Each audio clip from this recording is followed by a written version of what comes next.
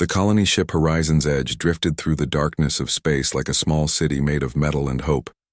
Inside its massive hull, 12,000 people slept in cryopods or walked the bright corridors, dreaming of the new world waiting for them. Captain Jake Morrison stood on the bridge, watching the stars slide past the viewport. After 8 months of travel, they were only 2 weeks away from New Terra. Lisa Bradford sat in the medical bay, checking the vital signs of the sleeping colonists.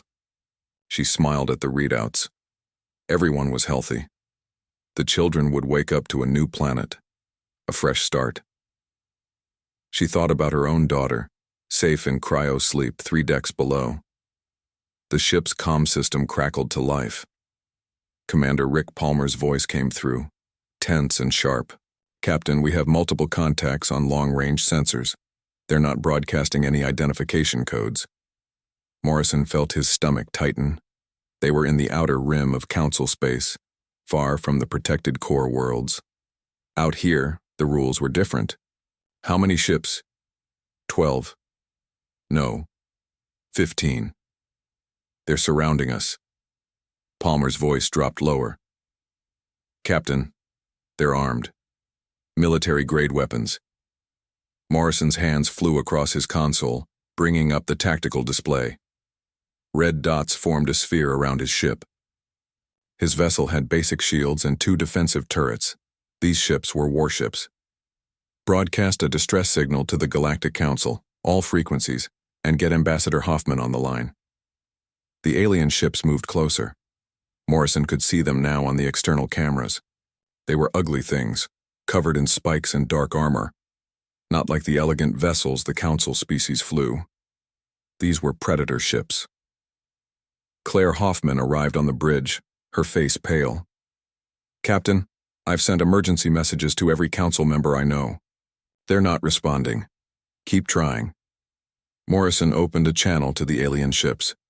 "This is Captain Jake Morrison of the human colony ship Horizon's Edge. We are a civilian vessel under Galactic Council protection. State your intentions." The response came in broken English, translated by the ship's computer. The voice was rough and amused. "I am Merchant Prince Zolrath. Your ship and its cargo now belong to me. Surrender and some of you may live." Morrison felt ice run through his veins. "We are protected by Council law. You cannot— The Council is not here, human. Only I am here. Only my guns are here." Zolrath laughed. "And the galaxy is watching. I have made sure of that." Morrison didn't understand until Palmer brought up a new screen. Their ship was broadcasting. Not just normal communications, but a live feed going out across the entire galactic network. Every species in Council space could tune in and watch what was about to happen. "They want an audience," Palmer whispered. The first shot struck their shields. The ship shuddered. Alarms began to scream. Morrison grabbed the comm system. "All hands, this is the captain. We are under attack. Security teams to armories. All civilians to emergency shelters. This is not a drill." Lisa Bradford ran through the corridors as the ship shook around her. She had to get to the cryo bay, had to protect the sleepers. Other crew members rushed past her, some carrying weapons, others herding families toward the reinforced safe rooms. Another impact rocked the ship. The lights flickered. Lisa fell against a wall, then pushed herself forward. The cryo bay was just ahead. On the bridge, Morrison fought back with everything he had. The 2 turrets fired constantly, but they were designed to destroy asteroids, not warships. One of Zolrath's vessels exploded, then another. But there were too many. The shields were failing. "Council ships are 7 hours away," Hoffman said, reading messages on her tablet. "They're dispatching a diplomatic team to negotiate." 7 hours. Morrison stared at her. "We'll be dead in 7 minutes. Palmer worked his console with desperate speed. "Captain, I'm recording everything. All tactical data, all sensor logs. If we can transmit this back to Earth, do it. Send everything." Morrison looked at his crew. Young faces, scared faces, people who had signed up to explore, not to fight. "It's been an honor serving with you." The shields collapsed.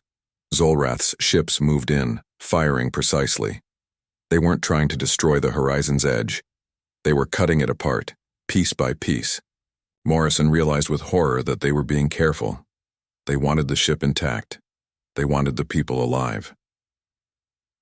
Lisa reached the cryo bay and sealed the door behind her. The sleepers couldn't defend themselves. She could hear weapons fire in the corridor outside, screaming. She pressed her back against the door and activated her comm. "This is Dr. Bradford. If anyone can hear this, if anyone is watching this broadcast, please help us. We have children here. We have families. Please." Across the galaxy, on 1,000 worlds, people watched. They watched from their comfortable homes, eating their dinners, discussing what they were seeing. Some felt sympathy. Most felt curiosity. Violence was so rare in their civilized space. This was almost exciting. On Nexus Prime, in the Great Council, Chambers Counselor Vexthar watched the feed with his large insect eyes. Another counselor, the bird-like Thean, spoke quietly. "Should we do something?" "The diplomatic team is en route," Vexthar replied. "We must follow proper procedure." The door to the cryo bay exploded inward. Lisa saw shapes moving through the smoke. Not human shapes. Zolrath's soldiers poured in, wearing armor and carrying weapons that hummed with energy. She raised her hands, slowly. One of them struck her across the face. She fell, tasting blood. Through blurred vision, she watched them begin opening the cryopods. Families waking up not to a new world but to a nightmare. On the bridge, Morrison's console exploded. Fire spread across the control panels. Rick Palmer was already dead, slumped over his station. Ambassador Hoffman held a piece of shrapnel in her stomach, her blood spreading across the floor. Morrison's hand found the emergency transmitter. He activated it, sending everything to Earth. All the data, all the recordings, everything that had happened here. "This is Captain Jake Morrison," he said into the comm. "They're boarding us. We fought, we tried. Tell Earth. Tell them what happened. Tell them the Council did nothing." The bridge door buckled. Armored aliens poured through. Morrison reached for his sidearm, but a bolt of energy struck his shoulder. He collapsed, the pain overwhelming. Zolrath himself walked onto the bridge, his forearms spread wide. His reptilian face split into something like a smile. "Good show, human. The galaxy enjoyed watching you struggle. Now you will make me very wealthy." Morrison tried to speak, but darkness was closing in. His last thought was of Earth, 7 light-years away, and whether anyone there would care. The feed continued broadcasting. The galaxy watched as humans were rounded up, cataloged, and sorted. Children crying for parents, the elderly pushed aside. Blood on clean floors. Zolrath's soldiers moved through the ship with efficient brutality, claiming their prize. In living rooms across 1,000 worlds, people watched. Some changed the channel. Others kept watching, the way people can't look away from an accident. A few felt stirrings of unease but pushed them down. This was the outer rim. These things happened out there, away from civilized space. On Nexus Prime, the Council debated emergency procedures. The diplomatic team was still 6 hours away. There would be an investigation. There would be sanctions. Everything would be handled properly according to law and order. On Earth, in the middle of the night, alarms began to sound in military headquarters. Data streamed in from the horizon's edge. Videos, sensor logs, a dying captain's last message. Officers watched in growing horror as the attack unfolded. Admiral Beth Cortez stood in the command center, her face carved from stone as she watched humans being beaten and bound. She watched Lisa Bradford trying to protect children who had just woken from cryosleep. She watched Jake Morrison die on his bridge. "Get me the president," she said quietly. "Get me the Senate, get me everyone." She paused, her jaw tight. "And get me every ship we have. I don't care if they're ready or not." The feed from Horizon's Edge finally cut to black. 12,000 humans were gone, disappeared into the dark markets of the outer rim. The galaxy moved on, already forgetting what they'd seen. Just another incident in the frontier regions. Unfortunate, but not really their concern. They didn't know that Earth had been watching too. They didn't know that humanity had seen everything. They didn't know that they had just made the worst mistake in galactic history. The tragedy was over. But something else was beginning. Something the galaxy wasn't prepared for. Something they would learn to fear. The silence after the broadcast ended was the last moment of peace the galaxy would know for a very long time. 3 weeks had passed since the attack. Ambassador Claire Hoffman stood before the Galactic Council, her arm still in a sling from the wounds she'd received on the horizon's edge. They had rescued her when the diplomatic team finally arrived, hours too late. She was one of the lucky ones. The council chamber was massive, a circular room that could hold representatives from all 847 member species. Today it was full. Everyone wanted to be here for this session. Everyone wanted to see what the humans would do. Hoffman touched the control pad, and the screens around the chamber lit up. The footage began to play. The attack, the screaming, the blood. She had edited nothing. The council would see everything, just as Earth had seen it. Some of the alien representatives looked away. Others watched with clinical interest. Counselor Vexthar, the senior member, sat motionless in his high seat, his insect features unreadable. When the footage ended, Hoffman spoke. Her voice was steady, but those who knew humans could hear the rage underneath. 12,000 human beings were taken. 1,847 were killed in the attack. The rest are being sold in slave markets across the Outer Rim. We have evidence that Merchant Prince Zolrath is auctioning them even as we speak. She pulled up more data. We are requesting immediate military intervention. We want council forces to raid these markets and return our people. We want Zolrath arrested and tried for his crimes. We want justice. The chamber filled with the strange sounds of alien discussion. Clicks, whistles, hums. Finally, Counselor Vexithar spoke. His words were translated into English by the chamber's systems. The council sympathizes with humanity's loss. This attack was regrettable. However, we must consider all factors before taking action. Factors? Hoffman's voice rose. What factors? Our people are being sold like animals right now. Every day we wait, more of them suffer. Another counselor spoke up, the bird-like Thean. The Outer Rim is not under direct council jurisdiction. Merchant Prince Zolrath operates in legal gray areas. Military intervention could destabilize the entire region. It could start conflicts with other trading consortiums. Hoffman couldn't believe what she was hearing. He broadcast the attack across your entire network. He wanted you to watch. He's mocking you, mocking all of us, and you're worried about trade disruptions? Vexithar's mandibles clicked. We understand your emotional state, Ambassador, but the Council has maintained peace for 600 years by following proper procedures. We cannot abandon our principles because of one incident. One incident? One incident? Hoffman's hand shook. You watched them die. You watched it live. You did nothing. The Council voted. Out of 847 species, 792 voted for economic sanctions against Zolrath's trading consortium. These sanctions would be implemented over a 5-year period. 50 species voted for stronger action. 5 abstained. No military intervention, no rescue mission. The Council had spoken. Hoffman stood there, staring at the vote totals on the screen. 5 years of sanctions. 5 years. Her people would be dead or broken by then. She thought of Lisa Bradford, who they'd found beaten and unconscious in the cryo bay. Lisa was back on Earth now, barely able to speak about what she'd seen. Then humanity withdraws from these proceedings, Hoffman said quietly. We will handle this ourselves. She walked out of the chamber. Behind her, the council members discussed the human emotional reaction. Some thought it was understandable. Most thought it would pass. Humans were new to galactic politics. They would learn. On Earth, in the presidential office, Richard Lane watched the council vote with his senior staff. Senator Greg Harper sat beside him, along with Admiral Beth Cortez. They had all seen this coming. They're not going to help, Lane said.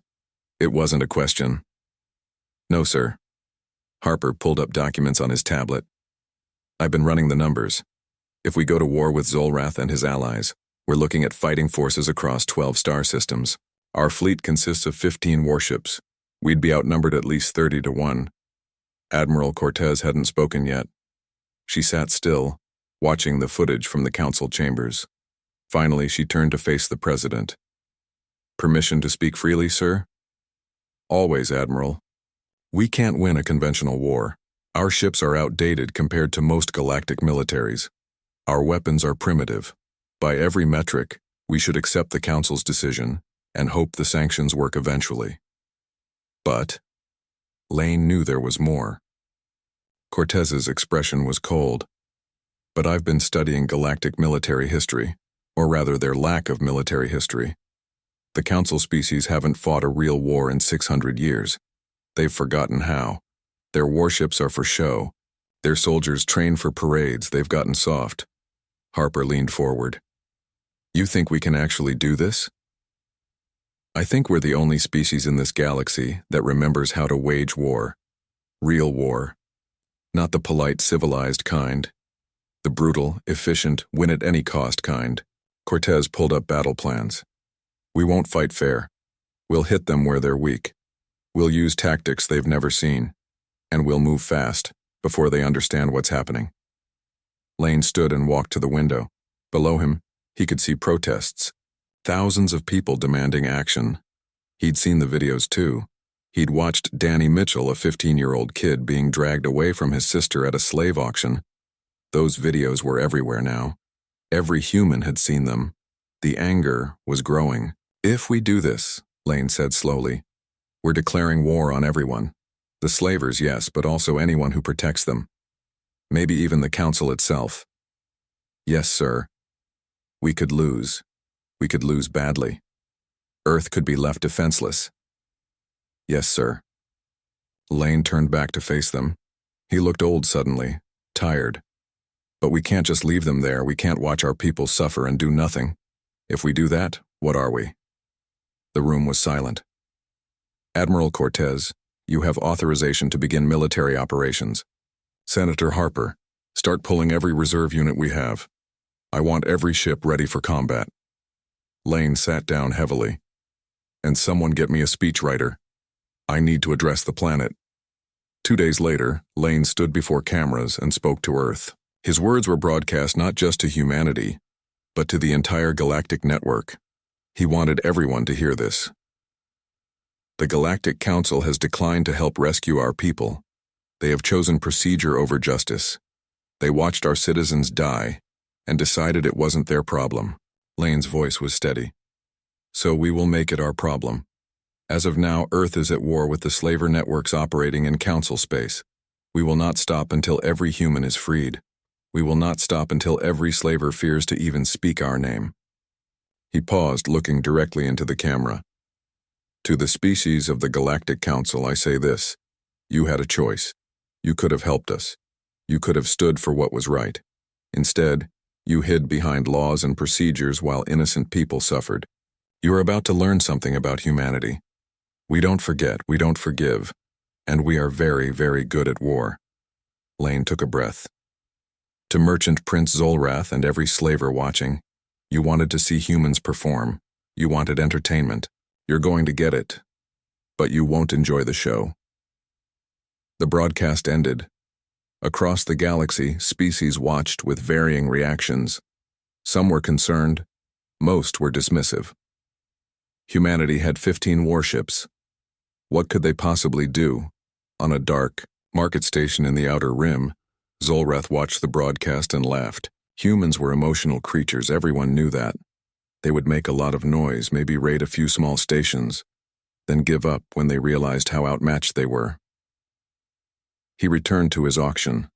Several humans were on the selling block today. A doctor named Lisa Bradford would fetch a good price. Medical professionals always did. The bidding was already quite active. In Earth orbit, Admiral Cortez stood on the bridge of her flagship, the Washington. Around her, the entire human fleet was gathering, 15 warships against a galaxy. The odds were insane, but as she looked at the faces of her crew, she saw something the galaxy didn't understand. She saw people who were angry. People who were done being civilized. People who were ready to show the galaxy what humanity really was. All ships, this is Admiral Cortez. We launch in 6 hours. Our mission is simple. Find our people. Free our people. Kill anyone who gets in our way. She smiled, and it wasn't a pleasant expression. The galaxy is about to get an education. Let's make sure they never forget the lesson. The fleet began to move. Earth's war had begun. The galaxy didn't know it yet, but everything was about to change. The age of civilized peace was ending. The age of human wrath was beginning. And somewhere, in the outer rim in a slave pen, Ellen Price heard whispers that Earth was coming. She didn't believe it at first. How could they come? How could they save them? But then she heard the fear in the guards' voices. She saw them checking weapons they'd never needed before. She saw them looking at the sky with worry. And Ellen Price began to hope. The stealth destroyer Ghost Protocol drifted through space like a shadow. Captain Nina Cross watched her screens in silence. Ahead of them, a slaver convoy moved between systems, confident and unprotected. They had no idea the Ghost Protocol was there. Range? Nina asked quietly. Her tactical officer, Lieutenant Paul Drake, checked his console. 3,000 kilometers. They still haven't detected us. Nina allowed herself a small smile. Human stealth technology was primitive compared to most galactic powers, but the galaxy had forgotten how to look for threats.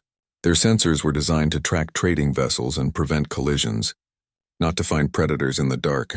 All weapons armed and ready. Captain, Drake reported. Fire.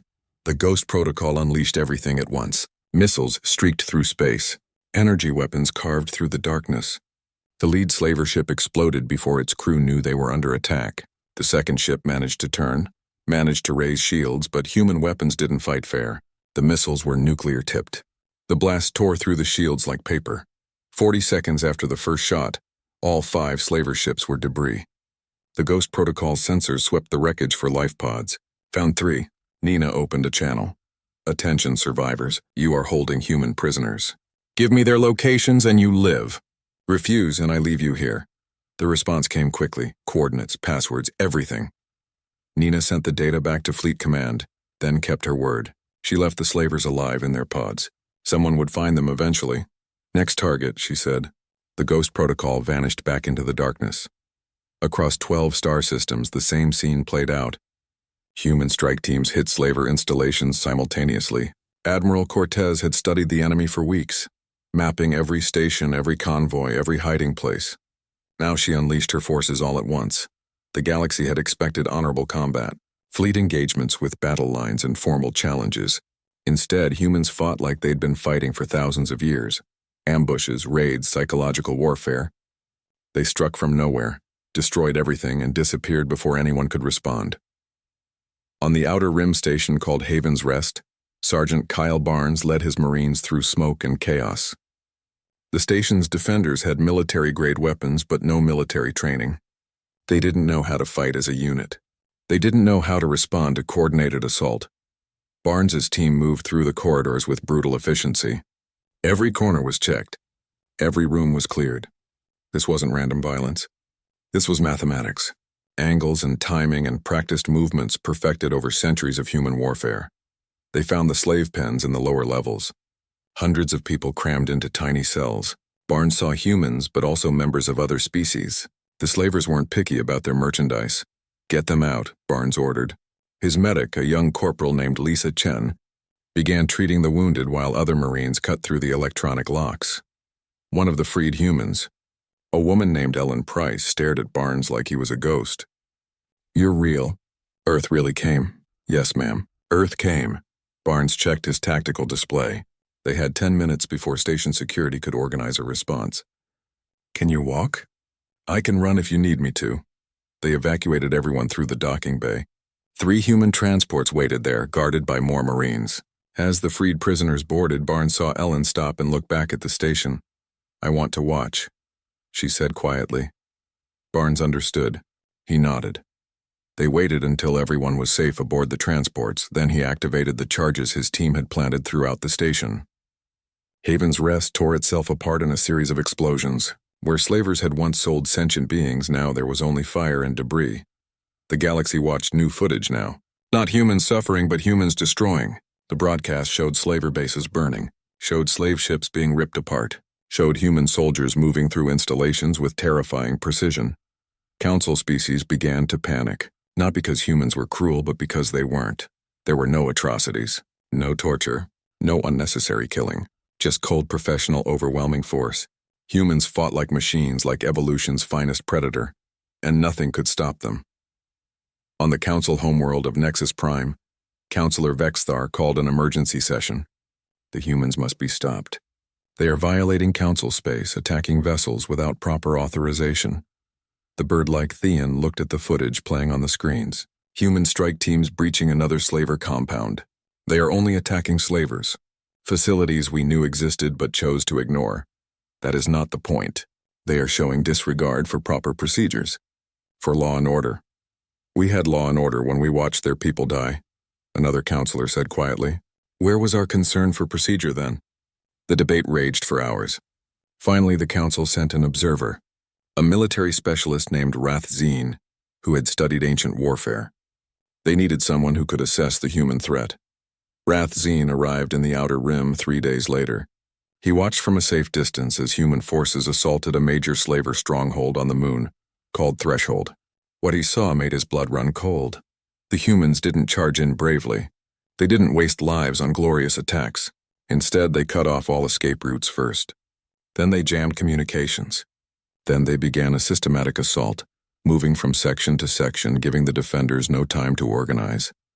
Rathazine recognized tactics from the ancient wars, siege warfare, combined arms, fire and maneuver, concepts his people had forgotten millennia ago. The humans remembered everything. He sent his report back to the council. They don't fight like soldiers. They fight like apex predators. Every move is calculated. Every attack serves multiple purposes. They are not just militarily superior. They are thinking 3 moves ahead of us. His report caused panic in the council chambers. But what could they do? Send their own military? Their warships hadn't seen real combat in 600 years. Their soldiers were trained for ceremonial duties and riot control, not war. Admiral Cortez sat in her command center aboard the Washington, watching reports flow in from across the Outer Rim. In 2 months, her forces had destroyed 70% of Zolrath's slaver network. They'd freed over 8,000 humans and thousands of aliens from dozens of species. Admiral, we're getting a transmission from the Council, her communications officer reported. They're demanding we cease operations immediately. Cortez read the message. It was full of legal language and threats. She drafted a response and sent it, not just to the Council, but broadcast across the entire galactic network. To the Galactic Council. We will cease operations when every human is free. We will cease when every slaver facility is destroyed. We will cease when Merchant Prince Zolrath and everyone who worked with him are brought to justice. Not one moment before. If you want to stop us, you're welcome to try. The message was clear. Earth was done asking permission. Done following rules that had failed them. Captain Jake Morrison stood on the bridge of his new ship. After being freed from Zolrath's prison, he'd recovered slowly. The injuries would heal. The memories wouldn't. Now he commanded a frigate called the Horizon's Revenge. The name was his choice. Morrison's mission was special. While other forces hit slaver installations, he was hunting Zolrath himself. The merchant prince had gone into hiding, moving between safe houses trying to stay ahead of human intelligence. But humans had something the galaxy didn't understand. They had rage. Morrison had spent 3 weeks in a cell, watching his people suffer. He had memorized every face, every cry, every moment of pain. That memory drove him now. We have him, Lieutenant Drake said from the tactical station. Zolrath's personal yacht just entered this system. He's heading for a fortress world called Karthan. Morrison felt his heart rate increase. After 2 months of hunting, they finally had him. Plot an intercept course, and send word to Admiral Cortez. Tell her we're going to need backup. The Horizon's Revenge accelerated. Around them, 3 other human warships formed up. Ahead lay Karthan, a world that catered to the rich and powerful of the Outer Rim. A world that thought itself untouchable. They were about to learn different. Zolrath sat in his palace on Karthan, watching the news feeds with growing panic. 70% of his network was gone. His carefully built empire was crumbling. The humans were animals, he thought. They didn't understand the rules. They just attacked and destroyed without any sense of civilization. His security chief, a massive alien with 4 arms, tried to reassure him. "The fortress is impenetrable, Prince.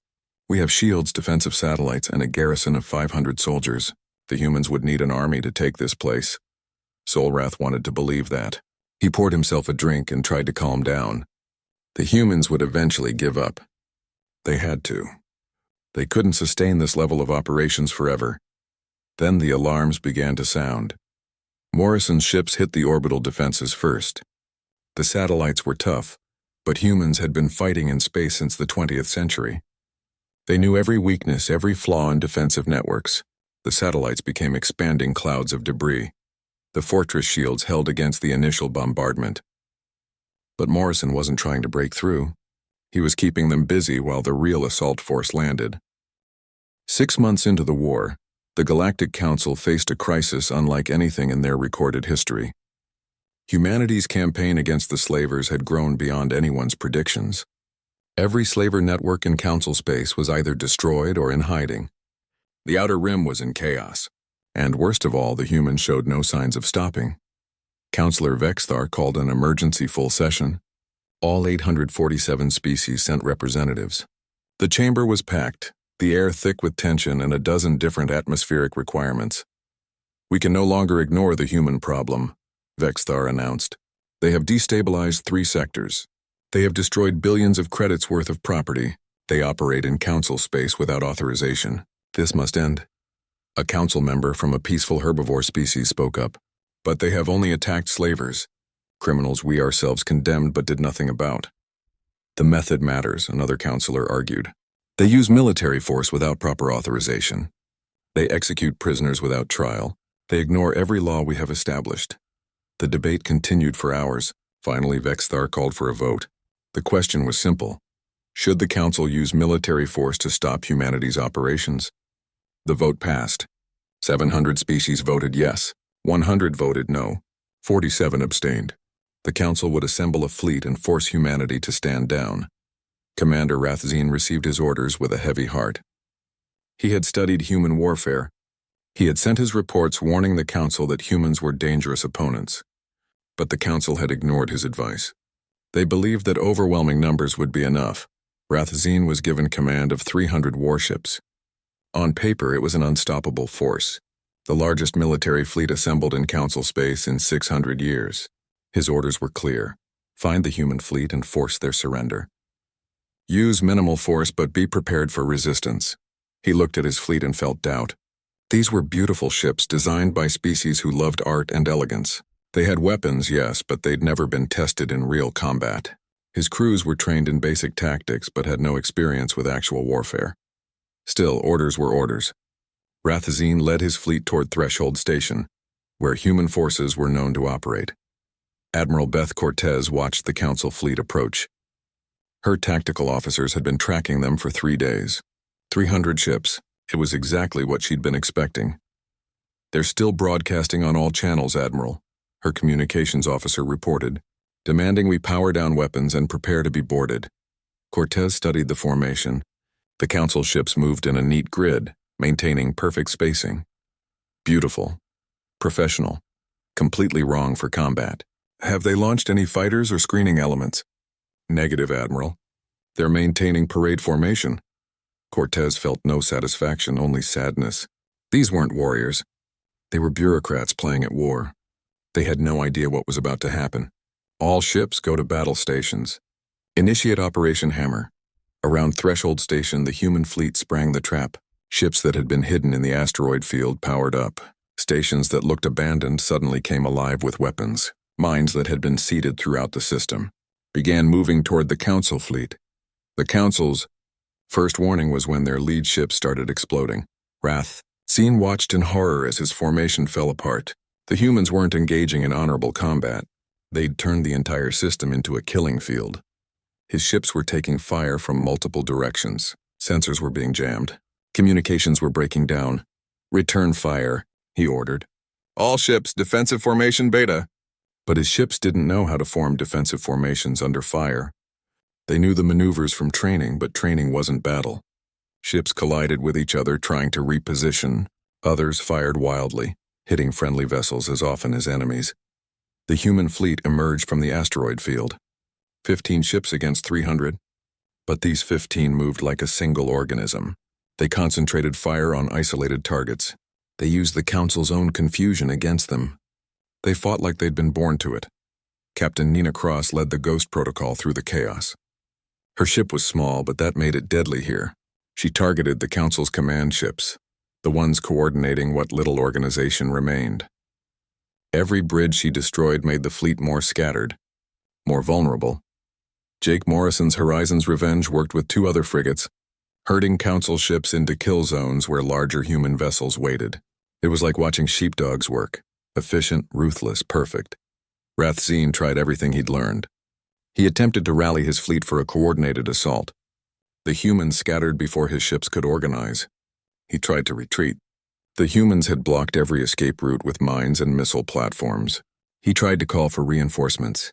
Human jammers made communication beyond the system impossible. After 3 hours, half his fleet was destroyed or disabled.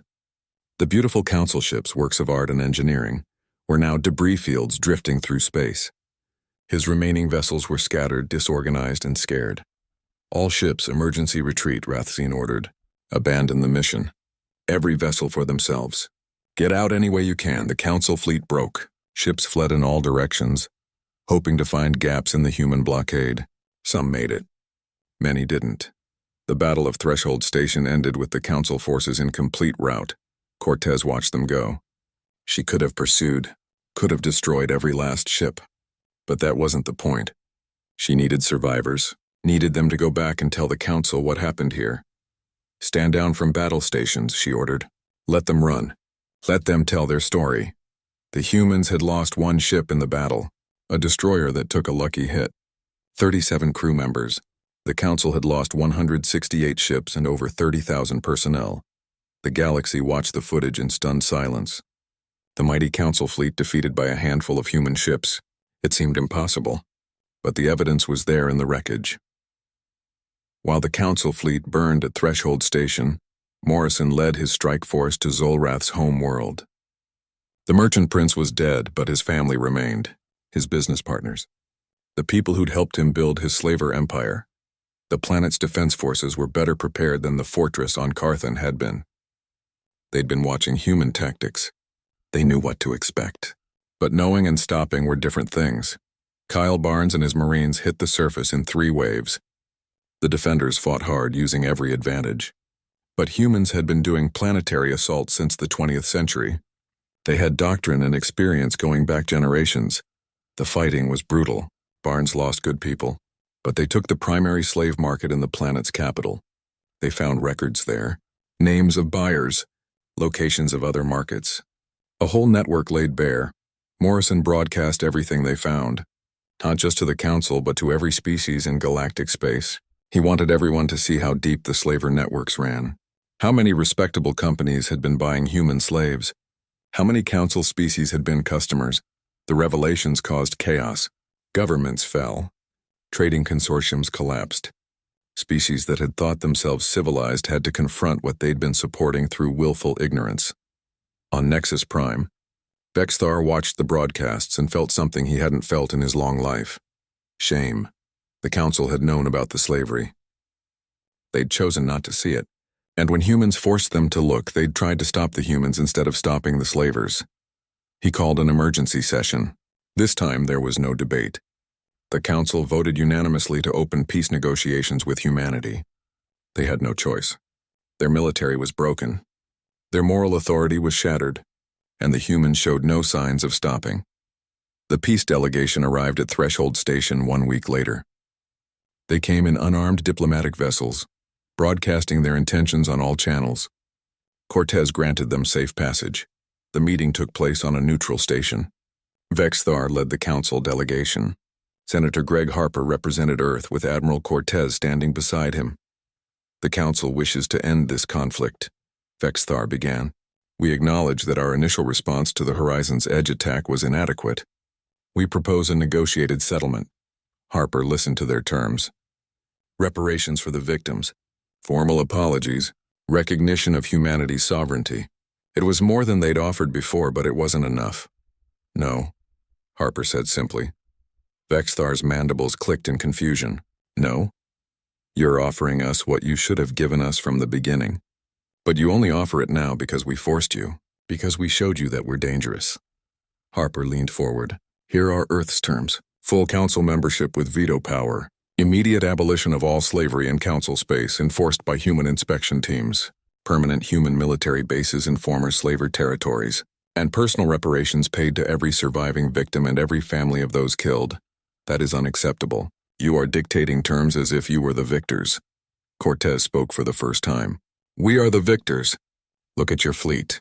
Look at your smoldering bases. Look at what happened when you tried to stop us. Her voice was cold. You can accept our terms or we can... 1 year after the war ended, Ambassador Claire Hoffman walked into the Galactic Council chambers again. But this time was different. She didn't walk to the petitioner's platform. She walked to a seat on the High Council itself, right next to Councillor Vexthar. The chamber was full as always, but the atmosphere had changed. The alien representatives who had once looked at humans with curiosity or dismissal now watched with careful respect. Some watched with fear. Hoffman took her seat and activated her translator. The council will come to order. First item on the agenda, enforcement reports on the Slavery Abolition Act. Vexithar spoke from his seat beside her. Over the past year, he'd become something unexpected. Not a friend exactly, but an ally. Someone who'd learned from his mistakes. Inspection teams have visited 412 systems in the past quarter. 7 violations were found and dealt with according to the treaty terms. Dealt with how? Asked a counselor from across the chamber. Human military forces raided the facilities and freed all captives. The operators were arrested and are awaiting trial. Vexthar paused. The facilities themselves were destroyed. No one objected. That was the new normal. Slavery was not just illegal now. It was extinct. The galaxy had learned that some laws would be enforced absolutely without compromise. The session continued with other business. Trade disputes, border negotiations, scientific cooperation agreements, the normal work of running a galactic civilization. But everyone in the chamber was aware of the armed human warships orbiting every major council world. After the session, Hoffman met with President Lane via secure channel. He was in his second term now, older and more tired. The war had aged him. How are things on the council? He asked, stable. Some species still resent us, but most have accepted the new arrangement. Hoffman smiled slightly. Councillor Thean told me yesterday that he wished the council had helped us from the beginning. Said it would have saved everyone a lot of trouble. Too late for wishes. Lane sighed. What about the military academies? Enrollment from alien species is actually increasing. Turns out lots of them want to learn how we fight. Admiral Cortez says she's having trouble keeping up with the applications. On a planet in the former Outer Rim territories, Admiral Beth Cortez walked through the halls of the new Terran Military Academy. Around her, cadets from 24 species practiced combat drills. Some were natural warriors. Others struggled with the concepts. All of them were learning. A young alien approached her, a bird-like creature from the same species as Councillor Thean. Admiral, may I ask a question? Go ahead, cadet. Why do you teach us these things? War tactics, violence. Your people suffered because of war. Why spread that knowledge? Cortez stopped walking. She looked at the young cadet seriously. We don't teach you war because we love it. We teach you because peace is only real when everyone is too afraid to break it. The council learned that the hard way. We're making sure the lesson sticks. The cadet seemed to think about that. Some of my people say humans are dangerous. That you might turn on us someday. They're right to worry. We are dangerous. Cortez started walking again. But we're only dangerous to those who threaten us or others we protect. Learn your lessons well, cadet. Maybe your generation won't repeat our mistakes. On New Terra, the colony that had started all of this finally existed. The survivors of the Horizon's Edge had insisted on completing their mission. Captain Jake Morrison led them there personally, this time with an entire battle group as escort. The planet was beautiful. Green oceans, purple skies, strange plants that weren't quite trees. The colonists built their first settlement near a river, and the first structure they raised was a memorial wall. Morrison stood before it, reading the names carved into the stone. 1,847 people who had died in the initial attack. People he'd commanded. People he'd failed to save. Lisa Bradford walked up beside him. She'd recovered from her physical injuries, though the scars remained. She worked as a doctor in the colony now, treating both humans and the handful of alien refugees who'd asked to join them. "You didn't fail them, Jake," she said quietly. "I couldn't save them." "No, but you avenged them. You made sure their deaths meant something." Lisa touched one of the names on the wall. "Because of them, because of what happened to us, the galaxy changed. Slavery is gone. Humans have power. That's not nothing." Morrison nodded slowly. "I still see their faces." "So do I, every day." Lisa smiled sadly. "I think we're supposed to, so we never forget what it cost." They stood there in silence, two survivors among thousands, remembering the dead and living with what they'd become. Across the galaxy, in a dark bar on a forgotten station, former slavers met in secret.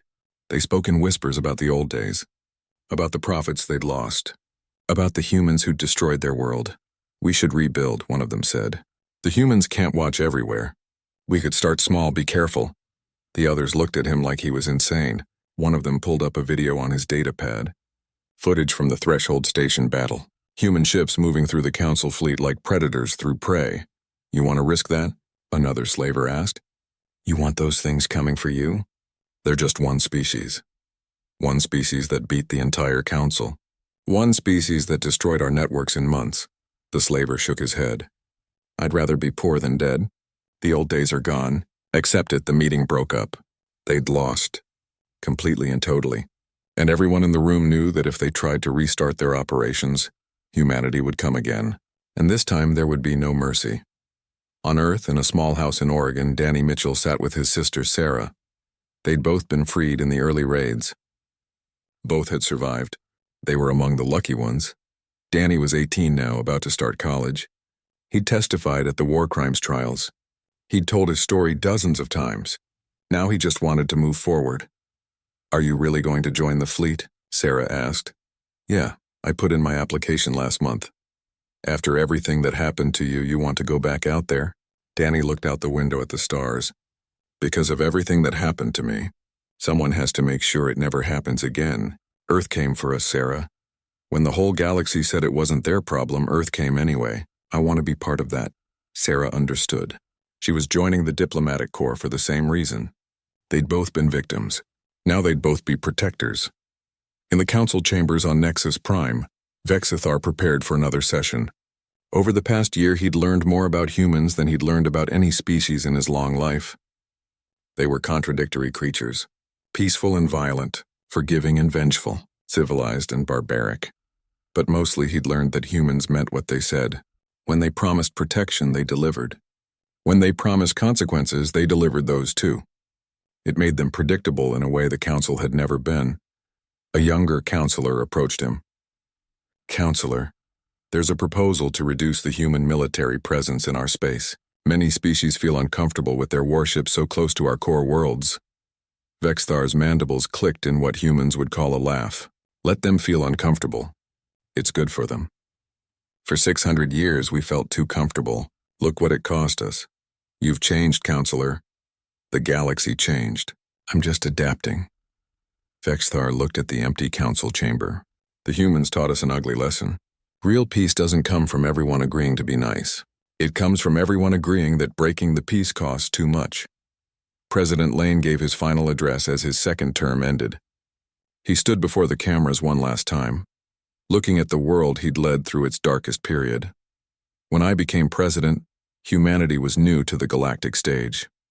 We were hopeful, naive. We thought the galaxy would be like us, that other species would share our values." He paused. "We learned different. We learned that civilization is a choice, not a guarantee. That justice doesn't happen automatically. That sometimes to protect peace you have to be willing to wage war." He looked directly into the camera. "We won that war. We freed our people. We changed the galaxy's laws. But we paid a price. We're not the innocent newcomers anymore. We're the species other civilizations fear. And maybe that's necessary. Maybe someone has to be willing to do the hard things." Lane took a breath. "To my successor, to the next generation of leaders, I say this. Never forget what happened to the horizon's edge. Never forget that the galaxy watched our people suffer and did nothing. And never ever let humanity be in that position again. Admiral Cortez retired 6 months after the war ended. She'd done her duty, commanded her forces, won an impossible victory. Now she wanted peace. She bought a small house near the ocean on Earth, spent her days reading, walking on the beach, trying to forget the faces of the people who died under her command, but the galaxy wouldn't let her go completely. Young officers still called for advice. Diplomats wanted her input on military treaties. Alien species requested meetings wanting to understand the human way of war. One day, Captain Nina Cross visited her. Cross was a full admiral now, commanding the Terran Defense Fleet. She found Cortez on her porch watching the sunset. "You could have my job, you know," Cross said. "Everyone wants you back." "I'm done, Nina. I did my part."